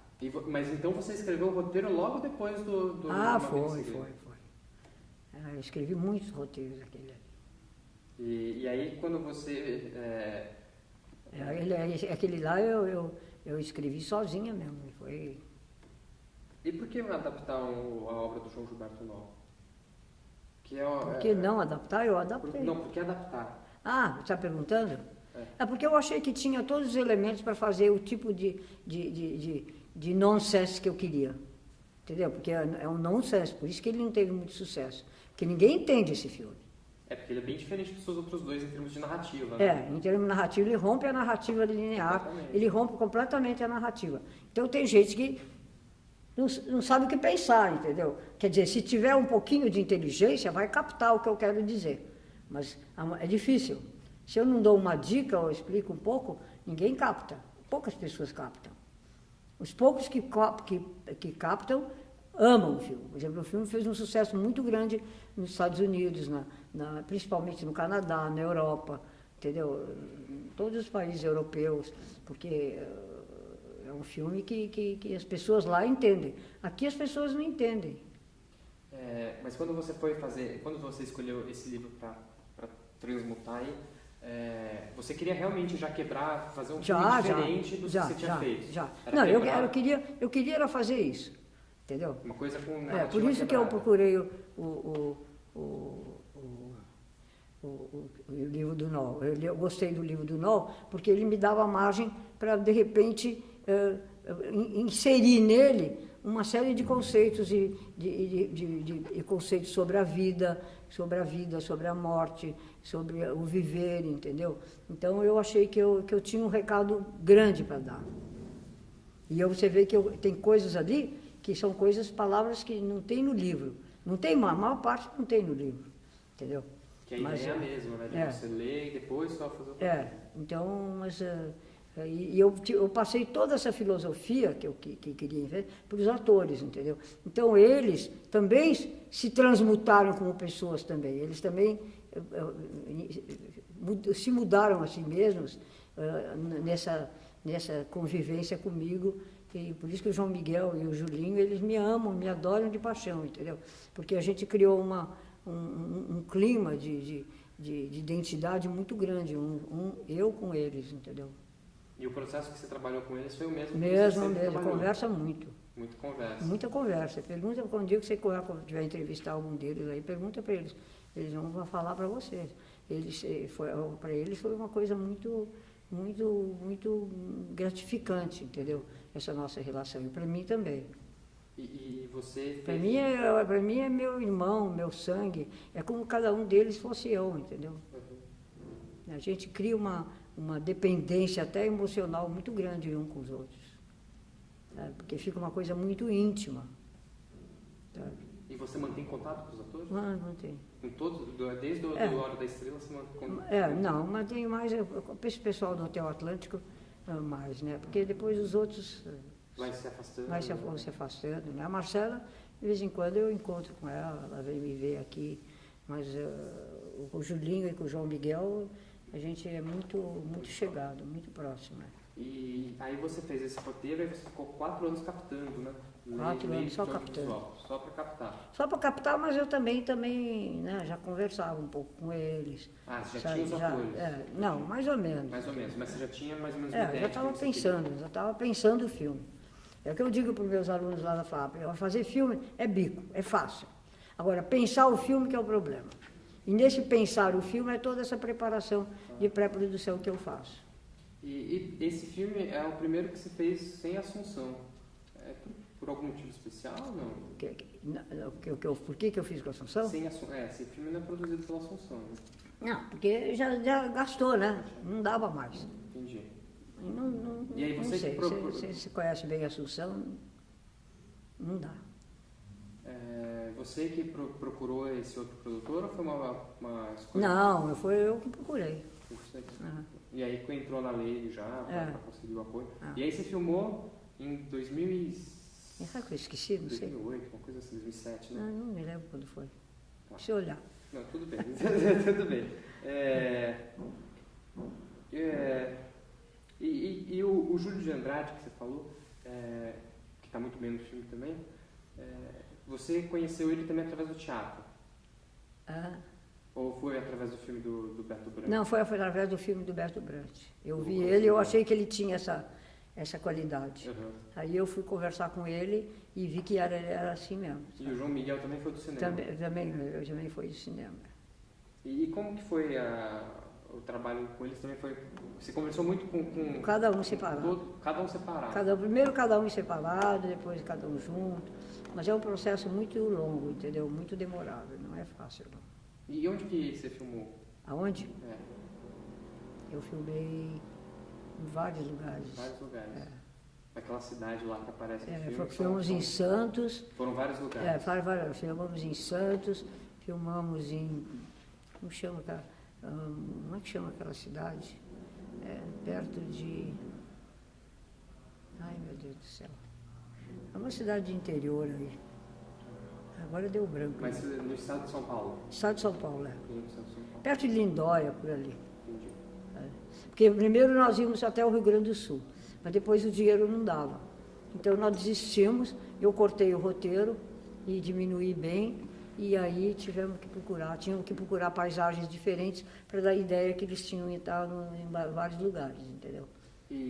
Mas aí, quando você começa a fazer isso, você altera também o roteiro, você tem que reestruturar o roteiro em função das possibilidades de filmagem, né?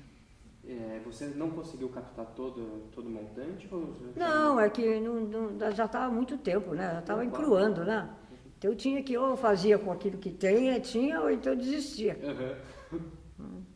Agora esse outro aqui, não sei como o tempo vai demorar, ou se vai dar para fazer ou não, né? Suzana, você falou que uma das razões de você ter feito o Hotel Atlântico foi por essa questão de poder quebrar a narrativa, fazer uma coisa diferente. O fato de ser um protagonista masculino também tem a ver com isso? Não, ou é só uma circunstância? tem nada a ver. É só uma circunstância? Não, eu achei ótimo trabalhar com homem. Eu trabalhava só com menina, né? Mas eu gostei de trabalhar com homem. É diferente? Não, é mais adulto. É mais maduro, entendeu? É melhor. E o filme, apesar mulher cansa muito. Muito trabalho? Não, a mulher, ela se cansa muito. Entendeu? E eu sou bem incansável, entendeu? Então eu me dou mais com os homens, porque eles são incansáveis, mas eu também sou incansável. Então nós temos igual, entendeu? Entendi. Senão eu judio muito das moças. As filmagens são puxadas? Não, puxadas, eu não faço hora extra, sabe? Mas você vê, começa às 6 da manhã até 6 da noite, é puxado. São 12 horas, né? Não é pouca coisa. O filme também, ele também segue um pouco dessa jornada da pessoa que está deslocada e dessa coisa do episódico, né? Você acha que isso é um ponto em comum dos seus 3 filmes, do que te interessa para contar? Não sei. Não sabe? Não sei. Pode ser, né? Não sei. Tá bom. Não, às vezes tem uma coincidência. Não, é uma coincidência. Você escolhe porque, isso aí tem aquela coisa que eu gosto de falar e tal. E você acha que para você teve alguma diferença entre fazer um filme com Embrafilme e filmes com leis de incentivo, lei do audiovisual? Não sei, não tem. É tudo um saco. Tudo um saco. É tudo um saco. Agora, por exemplo, eu estou fazendo com a Bossa Nova. Não tenho a mínima ideia do que pode ser. Mas já começou o processo de captação, já está captando? Não está captando, não. Agora que eu estou esquecendo. Eu não faço nada enquanto não assino o contrato. Entendi. Entendeu? Então, primeiro vamos assinar o contrato, botar o preto no branco, tudo certinho. Mas você já está negociando para fechar com a Bossa Nova? Eu estou negociando já com a Bossa Nova. Eles gostaram muito do roteiro, eles estão loucos para fazer. Agora vamos ver, né? Se capta ou não capta. Se demorar muito também, de repente eu até já fui, entendeu? Porque é um processo longo, né? E às vezes o projeto também já não diz mais o que você queria dizer, né? Não, acontece, às vezes um dos problemas é esse, né? E eu queria agora que você falasse um pouco por que você gosta de fazer essas transmutações literárias. Mas eu já falei para você. Mas eu queria que você falasse um pouco mais. Mas eu não sei falar mais que isso. Sabe sim, Suzana. Não, eu não sei. Por que você, o que te interessa tanto em pegar uma coisa que já existe e transformar isso, e não... Mas eu falei para você, porque é mais cômodo para eu dirigir meus atores. Minha razão principal é essa. Então sua principal preocupação enquanto diretora são os atores? São os atores. São os atores e a câmera. A câmera. Mas mais os atores ou mais a câmera? Ou os dois? Os dois. Os dois. Uma coisa é decorrência da outra. Entendi. E só por curiosidade, você chega a ensaiar bastante? Não ensaio. Não ensaia? Filma direto? Eu não ensaio. Um ponto alto meu é esse. Não ensaio. Eu vou contar isso aí para você e acho que depois já chegou, né? Tá no finalzinho. A 4h30 tá bom, nós estamos tendo horário. Não, eu tô garantindo que você vai sair no seu horário, Suzana. Não, é o seguinte, eu faço assim, eu não ensaio ninguém, eu converso muito com eles, mas eu converso muito mesmo. Converso um com um, só com um, depois eu com um com o outro, mas não ensaio ninguém, sabe? Aí o que eu faço? Aí no dia no dia do set, da filmagem, todo mundo chega às 6 horas, 7 horas da manhã. Eu estou lá também. Aí, todo mundo chegando. Aí eu vou fazer, pela primeira vez, os atores estão dentro do ambiente deles. Vamos supor que a cena fosse aqui dentro. Pela primeira vez eles estão aqui dentro, não, porque essas cadeiras são fixas. Vamos supor, uma cozinha. Pela primeira vez eles estão na cozinha. Esse é um método meu. Pela primeira vez eles estão lá. Tem uma mesa, 4 cadeiras, um banco, o fogo está lá, pode estar aceso, eles entram. Aí eu digo, façam uma cena. Aí eles, eu não digo em lugar nenhum. Agora, quando eu converso com o diretor de arte, eu já falo que eu quero, que tal porta é por ali, aberta, que tem uma porta para eles entrarem, tem uma janela aqui, tudo que está ali é manuseável, entendeu? Então eu deixo assim, os atores estão lá e eles façam a cena.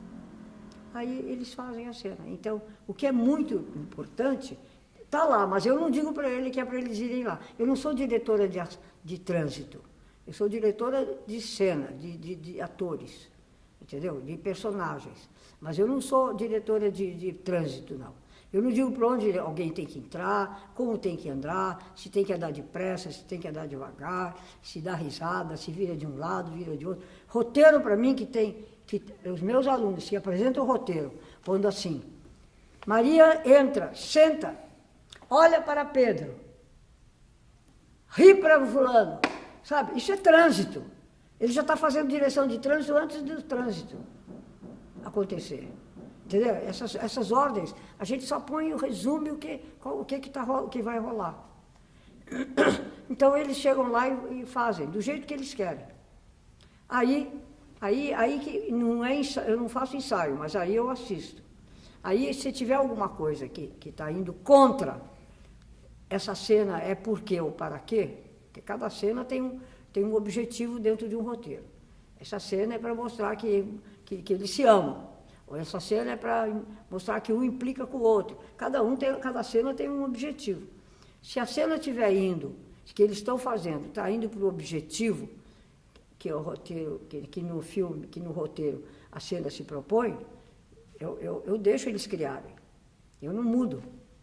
Entendeu? Agora, se tem alguma coisa que está indo errado, aí eu chamo um de cada lado e faço perguntas. Aí eu tenho o meu método de fazer minhas perguntas, mas eu não dou ordem para ninguém. Eles é que vão descobrir. Eles é que vão fazer aquilo que eles querem fazer e eu só vou ver se está indo direito. Tem horas que, por exemplo, os atores criam palavras, criam situações, criam reações que eu nem esperava, mas eu construí tudo para ir nessa direção. Entendeu? Mas não tem ninguém na sala, sou só eu e os atores.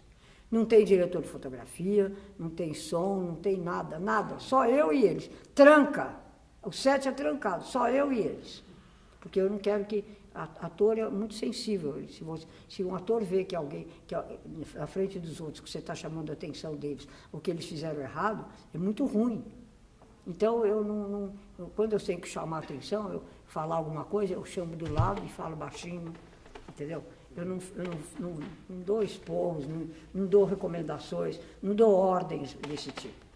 Agora você senta, agora você levanta, agora você dá risada. Nada disso. Eles fazem o que eles acham que precisam fazer.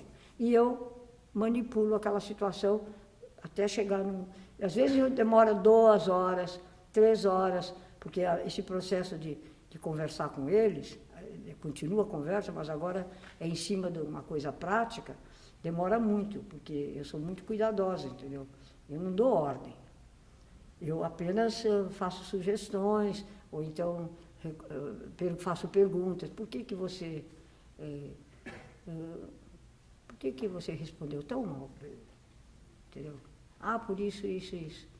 O que você acha? Você acha que fez direito? Então, continua aquelas conversas, aquela lenga de conversa, continua ali naquele momento, até eles chegarem a fazer do jeito que tem que ser.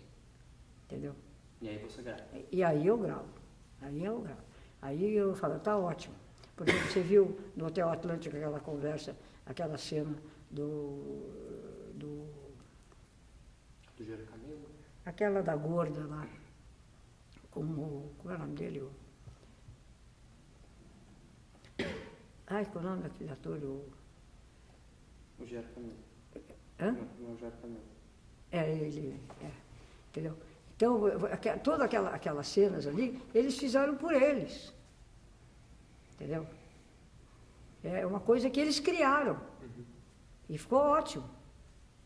Entendeu? Lá no roteiro só tem poucas palavras do que acontecia, que eles conversavam sobre como é que foi ele viver em Roma, e depois mais tarde ele teve um ataque epilético, entendeu? Então, mas você escreve o diálogo nos roteiros? Não, você só dá uma eu escrevo do diálogo, mas esses diálogos não são para eles decorarem. Entendi. É só para inspirar. Uhum. Se eles quiserem falar daquele jeito, pode falar, mas não precisa ser aquilo lá. Desde que esteja indo na direção daquilo que tem que ir. Entendeu? Aí, quando está bom já, eu digo assim, está bom para vocês? Para mim está bom. Está bom para vocês? Vocês estão achando que... Eles criam, entendeu? A participação do ator é muito grande nos meus filmes. Eles podem criar, você entendeu? E isso eles gostam muito, sabe? Então, eu dou essa liberdade para eles, desde que eu aprovo. Faça tudo o que queira fazer, desde que esteja fazendo conforme eu quero. Sou esperta. Mas quando está indo no caminho errado, eu, sem magoar ninguém, eu converso, entendeu? E por que você não repete atores, Suzana? Hã? Por que você não repete atores? Ator? É.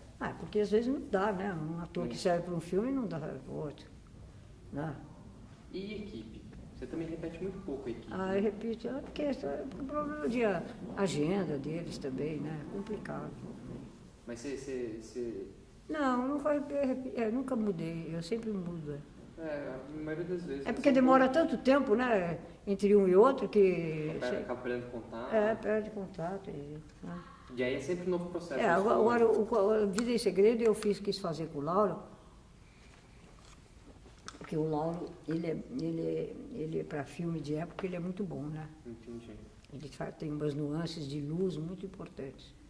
O Zé Bob, não, o Zé Bob já é mais ágil e tal, era o que eu precisava também no Hotel Atlântico. Você vai muito, então, escolhendo por conta do projeto? Por conta do projeto, Mas só fotografia ou também som? Em tudo. Não, em tudo também, né? Você vê, filme de época, você precisa tal pessoa. Para um filme como outros, é outra pessoa. Né? Então, você tem que começar a pensar e a pesquisar, né? E, além de tudo, tem a agenda de cada um. Eles, às vezes, não estão ocupados, entendeu? Então, não dá. Mas a gente aí precisa...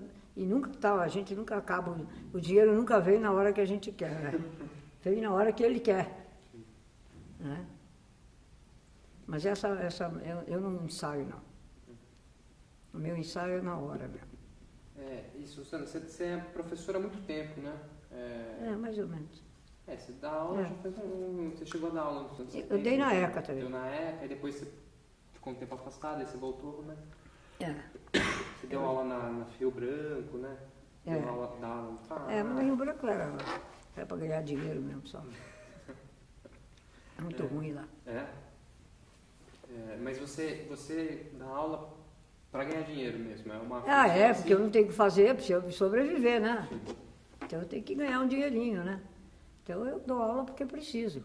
Mas quando eu foco o filme, eu paro mesmo. Mas você não tem para você não é uma espécie de missão, assim, de ensinar ou passar seus conhecimentos para frente? Não, eu acho bom, mas os alunos não estão muito interessados. Por exemplo, lá na FAAP, eu sou orientadora de projeto. Por exemplo, numa turma de 15, 18, sabe quantos são projetos eles vêm para mim? Uns 4, 3. Os outros não vêm. Por quê? Porque eles têm medo de mim. Eles acham que eu sou muito franca, entendeu? Porque tá bom, tá bom. Não tá bom, eu não engulo seco, não. Por exemplo, eu cheguei lá em cima, vi que não estava bom. Não foi melhor eu ter vindo aqui por uma coisa que eu estou me sentindo melhor? Certamente. Então, é a mesma coisa na aula, sabe?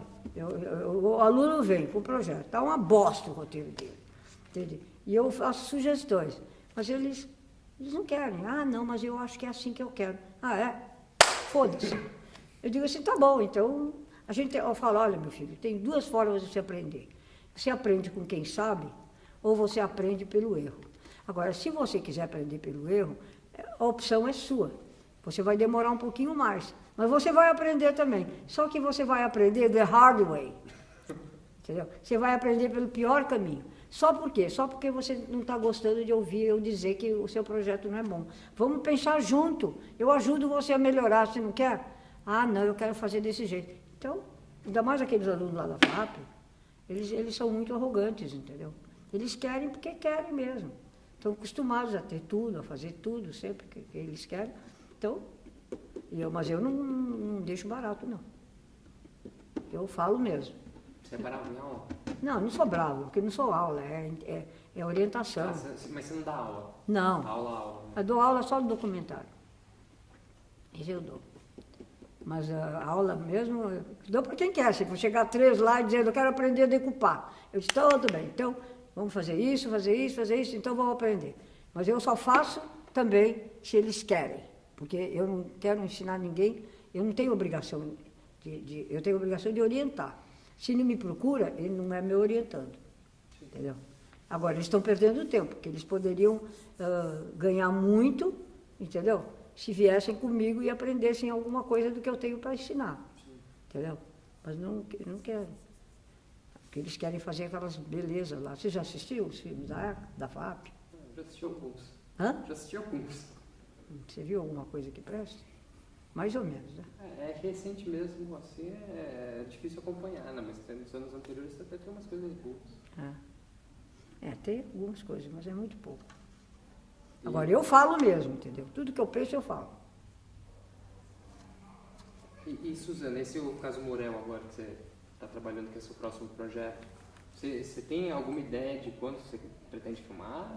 Não, isso é muita especulação minha, né? Você deixa, você assinando com a Bossa Nova, você vai deixar eles que captam? Eu não tenho nada a ver com a captação. Você não trabalha nisso? Não trabalho nisso. Se me precisarem para eu fazer gracinha numa reunião lá, eu vou. Entendeu? Mas é só assim. Só isso? Só isso. Eu não faço mais nada. Entendeu? Eu vou, se não captarem, não captaram, se captarem, captaram. E você tem algum outro projeto além do Caso Morel? Não, por enquanto. Foi especulado que você iria fazer outro filme baseado na Clarice, né, que é o Pelo do Coração Selvagem. Pois é, mas eu aquela coisa não dá muito certo, não. Ninguém se interessa muito. Que é muito pouco comercial, entendeu? Aí você deixou de lado. Deixei de lado. E o Caso Morel para você já é mais comercial? O Caso Morel é bem mais comercial. E bom, para fechar, Suzana... O Caso Morel é a história de um... Você já leu o livro? Não li. É a história de um artista plástico que vive com 3 mulheres, como se fosse uma família. Uma é filha do embaixador, a outra é uma artista plástica e a outra é uma moça, garota de programa com um filho de 1 ano. Todo mundo mora na mesma casa. E um dia a filha do embaixador, que é a mais novinha, aparece morta na praia. E ela tinha uma relação sadomasoquista com o Morel. Entendeu? Então, e ela apareceu morta na praia e o Morel é o grande... é o maior suspeito. Uhum. Então, o filme é sobre isso. Você já tem pensado em alguém com essas não, coisas todas? Por enquanto não. Só quando estiver mais encaminhado mesmo? Só quando estiver mais encaminhado. Precisa sentir, eu preciso assinar o contrato, ver se vai mesmo, porque esse negócio de ficar falando e de repente não acontece, né? Não é bom. E só para fechar, uma pergunta que é Opa. Obrigado. É uma solicitação aqui. Qual a sua avaliação sobre o cinema brasileiro contemporâneo? O que você acha? Eu acho que está saindo muito filme ruim. Tem muito filme ruim. Sabe por quê? Porque o Manel, o Jean Rangel, que é o diretor da Embrafilme, ele está para sair. Então, está cheio de filme parado em prateleira lá. Filmes que acabaram, entendeu? Mas mas que os distribuidores não se interessam. Por quê? Porque são ruins. O que o distribuidor agora vai querer um filme que de repente vai só dar prejuízo, vai encher sala, quando ele pode botar qualquer filme americano ali e que pelo menos paga a despesa do cinema? Entendeu? Então, o que acontece é isso. Eu acho que tá entulhado de filme. Tem muito filme que precisa ser visto, que precisa ser distribuído. Então, nós temos que engolir. Você pega ali o guia, entendeu? Você vê quantos filmes brasileiros tem. Está cheio. Agora, vê as datas que eles terminaram, para você ver. Como é tudo mais ou menos simultâneo. De repente, houve uma produção, um excesso, uma inflação de filmes, entendeu? E que vão lá entrar no cinema, vai ficar 4, 5, 6 dias, uma semana, 10 dias e mais nada. São poucos os filmes que, de repente, vale a pena você ver. Mas você gosta de alguma coisa? Até agora... Pouca coisa. Não, sabe o que? Quando eu fazia o Guia da Folha, eu via filme brasileiro, eu via pouco filme brasileiro, entendeu? Porque a Folha não pedia, e eu estava até ocupada, então eu não tinha tempo para ver os filmes que eu queria ver, mais os filmes que a Folha mandava. Então eu só via os filmes que a Folha mandava. 3, 4 filmes por semana, às vezes, né? Era bastante. É muito filme. Então eu deixei de ver. Agora, por exemplo, eu não estou mais fazendo o Guia da Folha. Então, eu olho assim, eu fico olhando assim, eu falo, não, vou sair da minha casa para ver isso, não vou. Eu fui ver o filme do Breno, da Silveira. O Breno foi assistente de câmera da Hora da Estrela. Ele foi trabalhava como é o nome dele? O Edgar Moura? O fotógrafo do... Então, o Edgar Moura. O Edgar Moura. Ele trabalhava, era assistente do Edgar. Então, eu gosto muito dele. E eu gostei dos outros filmes dele. Mas desse daí... A Beira do Caminho. Eu acho que o João Miguel está ótimo. Você viu? Sim. Eu achei que o João Miguel está muito bom. Então, uma interpretação realmente espetacular, diferente do que ele fazia sempre, aquelas coisas meio jocosas, meio engraçadas, que não eram assim 100% boas, mas e nesse daí ele fez um trabalho primoroso. Mas o roteiro é muito ruim. O roteiro é péssimo. Você viu? Você não achou? O roteiro é confuso, ninguém entende direito. Você viu? Você não achou? Nossa, é muito ruim, estragou o filme. Estragou, e eu telefonei para ele, eu sou muito franca, eu falo mesmo. Falei, João Miguel, eu assisti seu filme hoje, eu quero te dar parabéns pelo que você fez. Mas o roteiro não te ajudou. O roteiro, aí ele também achou que foi difícil.